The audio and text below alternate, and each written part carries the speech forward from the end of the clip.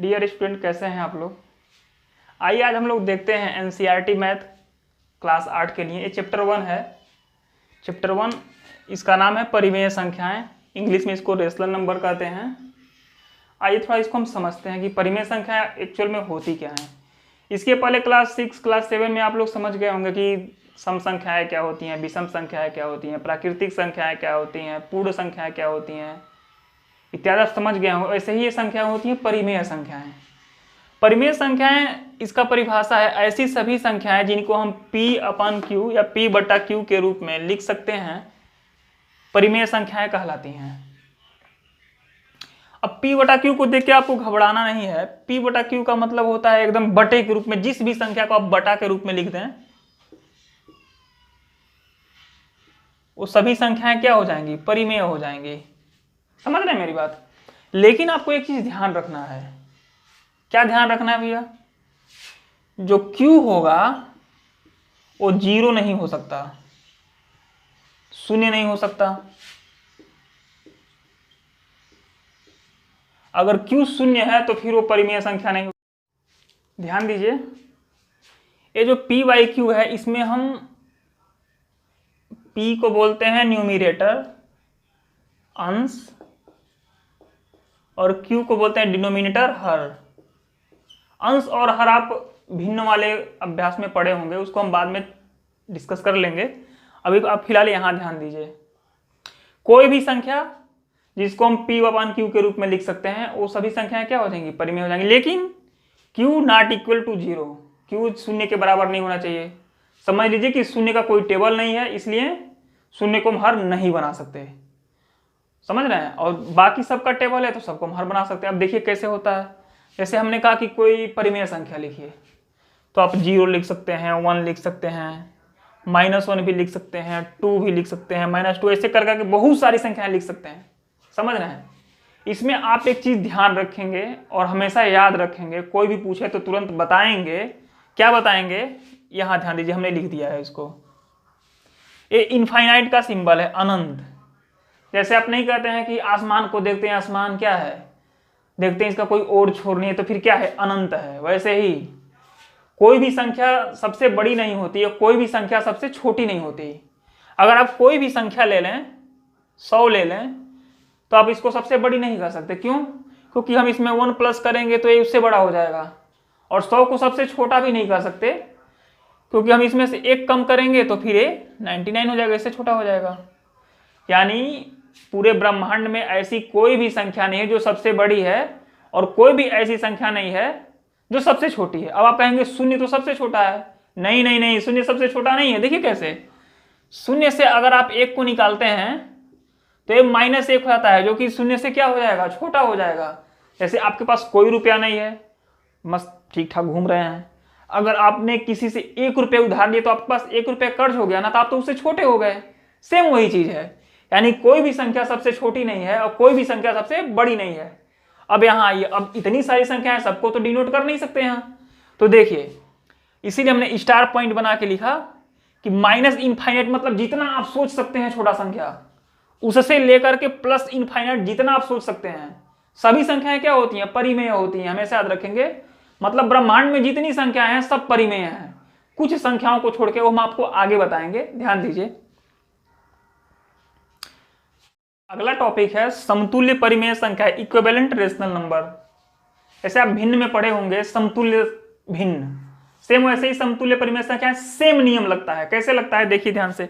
हमने क्वेश्चन लिख दिया 2/3 -5/7 4/-9 की समतुल्य परिमेय संख्याएं लिखी। आप अनंत समतुल्य परिमेय संख्याएं लिख सकते हैं किसी भी संख्या का। देखिए कैसे लिखते हैं। सॉल्यूशन, पहले नंबर को लेते हैं 2/3।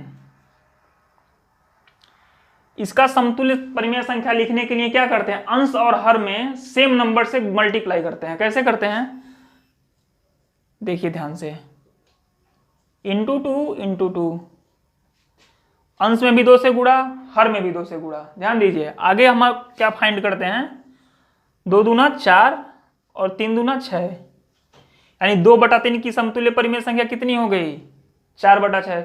2/3 का समतुल्य भिन्न भी 4/6 ही होता है, लेकिन भिन्न की यहाँ चर्चा हो नहीं रही, यहाँ तो परिमेय संख्या होगी। आप इसमें और सारी लिख सकते हैं। फिर हम 2/3 में 3 का अंश में गुणा और 3 का हर में भी गुणा कर दें तो हम क्या पाएंगे, 6/9। ये भी इसकी समतुल्य परिमेय संख्या है। सेम आगे देखते हैं। माइनस को देख के बिल्कुल घबराना नहीं है, उसको एज इट इज रहने दीजिए और ऐसे मल्टीप्लाई कर, जैसे कैसे -5/7 इंटू 2 इंटू 2 -10/14। ये भी इसकी परिमेय संख्या। फिर 3 से मल्टीप्लाई कर देंगे, अगली परिमेय संख्या आ जाएगी इसके बराबर समतुल्य। फिर 4 से मल्टीप्लाई करेंगे, ऐसे करते करते सेम इसका भी कर सकते हैं। अब आप कहेंगे इसमें तो हर में माइनस लगा है, इससे बिल्कुल नहीं घबराना है। आगे देखिए 4/-9, इसमें भी 2 से गुणा, इसमें भी 2 से गुणा, कितना पाया आपने, 8/-18। ये इसके समतुल्य परिमेय संख्या हो गई, कोई प्रॉब्लम नहीं है, सिंपल। समझ रहे हैं मेरी बात। आइए अगले टॉपिक पे चलते हैं। आइए अगले टॉपिक पे आते हैं।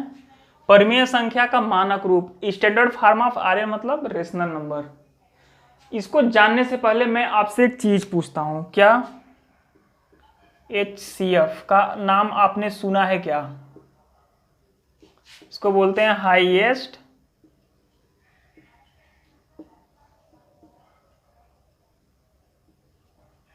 कॉमन फैक्टर, हिंदी में बोलते हैं इसको महत्तम समापवर्तक।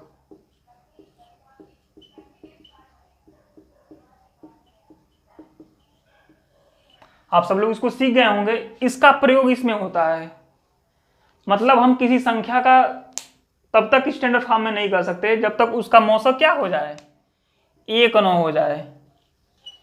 यानी जो अंश हर में संख्याएं हैं या कोई भी 2 संख्याएं हैं, अगर उनका मौसक क्या है, कभी यहाँ 2 संख्या मतलब 12 और 9 से मतलब है, इनका मौसक अगर 1 है तो संख्या क्या हो जाएगी, मानक रूप यानी स्टैंडर्ड फॉर्म में हो जाएगी। आइए इस क्वेश्चन को हम क्या करते हैं, सॉल्व करते हैं। आइए अगले टॉपिक पे आते हैं।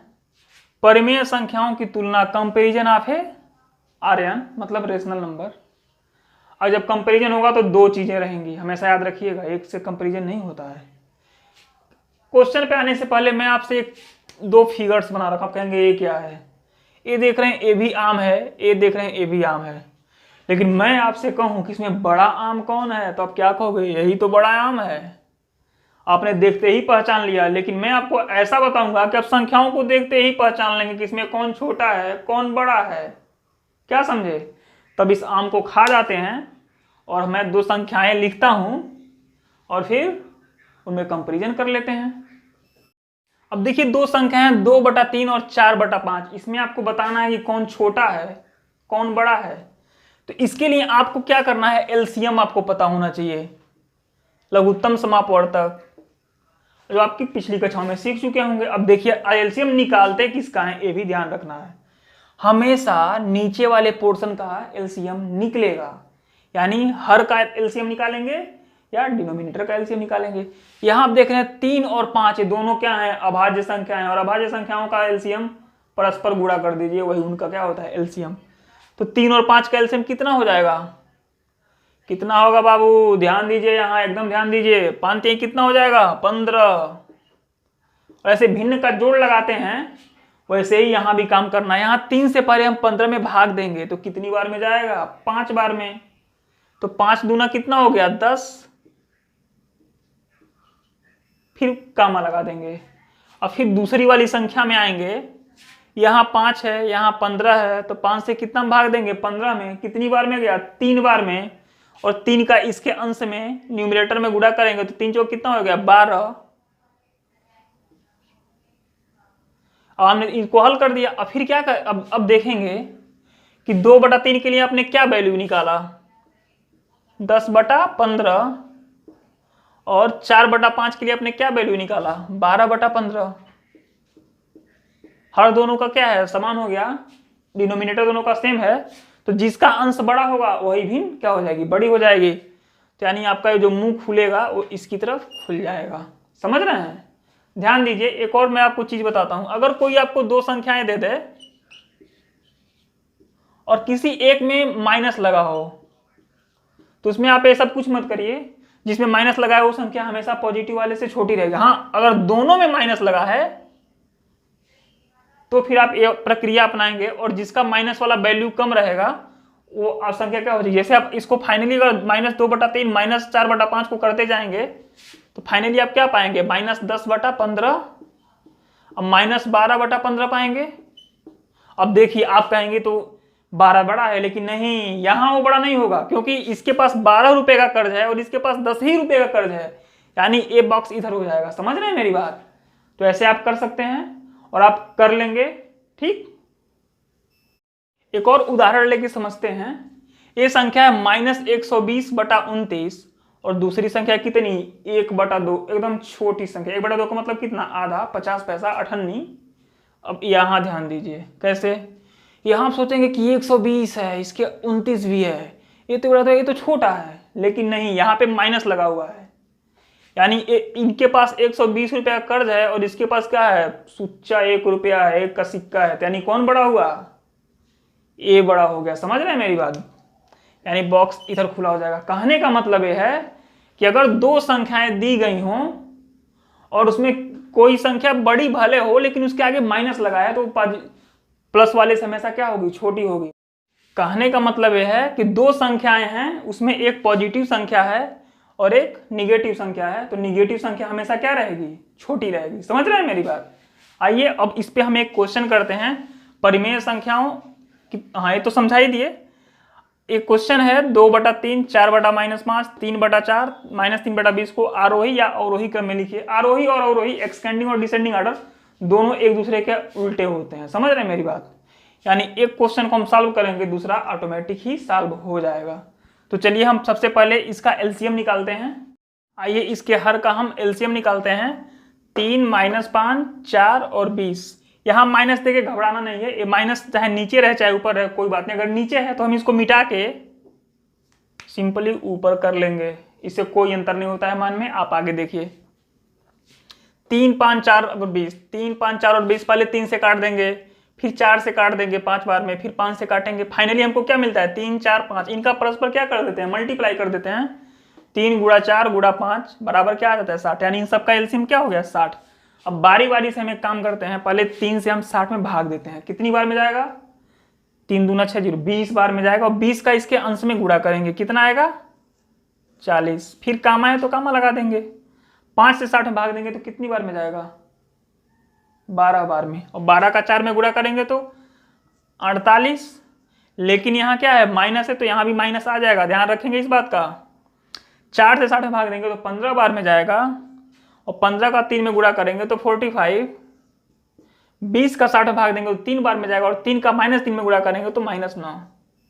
सबकी वैल्यू आपको पता होगी, सबका हर समान है, डिनोमिनेटर सबका सेम हो गया। अब फाइनली हम इसको क्या करेंगे, आरोही क्रम में पहले लिखेंगे। पहले हम आरोही क्रम में लिखते हैं, फिर अवरोही तो उसका उल्टा ही होता है, उसमें तो कुछ करना ही नहीं है। देखिए 2/3 का वैल्यू कितना है, 40। 4/5 का वैल्यू 48, -48। 3/4 का वैल्यू 45 और -3 का वैल्यू -9। तो आरोही में हम क्या करते हैं, सबसे छोटी संख्या को लिखते हैं। किसको, सबसे छोटी संख्या को, फिर उससे बड़ी, फिर उससे बड़ी, फिर उससे बड़ी। इसमें सबसे छोटी क्या है, तब ध्यान देंगे, चले सबसे छोटी तो 9 है, लेकिन नहीं, यहाँ पे माइनस लगा है। तो माइनस और प्लस पॉजिटिव दोनों संख्या है, निगेटिव पॉजिटिव। तो हम सबसे पहले निगेटिव संख्या को देखेंगे और जो सबसे ज्यादा निगेटिव हो वो सबसे पहले आएगी। तो यहाँ देखिए -48 है, कितना है, -48। और एक किसके लिए है, -4/5 के लिए। तो सबसे छोटी संख्या क्या होगी इसमें, -4/5। और उसके बाद फिर निगेटिव संख्या -9, एक किसके लिए है, -3/20। फिर आपका आ जाएगा -3/20। फिर आप क्या लिखेंगे, फिर आप 40 को लिखेंगे, किसके लिए, 2/3 के लिए। फिर आपका क्या आएगा, 2/3। अब फिर लास्ट में क्या बचा भैया, 3/4, तो 3/4। अब हम इस कामा को हटा के इसका सिंबल पुट कर देंगे। यही हमारा क्या हो गया, अवरोही क्रम एक्सटेंडिंग ऑर्डर, या ये इस क्वेश्चन का ये क्या हो गया, सॉल्यूशन हो गया। अवरोही क्रम करेंगे तो ठीक इसका उल्टा हो जाएगा। आइए इसका अवरोही क्रम लिखते हैं। अवरोही क्रम आप जानते हैं डिसेंडिंग ऑर्डर, इसमें सबसे बड़ा वैल्यू को सबसे पहले, फिर उससे छोटा, फिर उससे छोटा, फिर उससे छोटा, और लास्ट में सबसे छोटा। इसमें सबसे बड़ा क्या है 3/4, तो इसका जो अवरोही क्रम हो जाएगा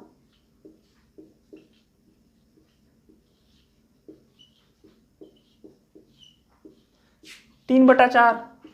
फिर उससे छोटा कौन होगा, सॉरी इससे छोटा होगा 2/3, फिर उससे छोटा होगा कौन -3/20, और लास्ट में सबसे छोटा कौन हो जाएगा -4/5।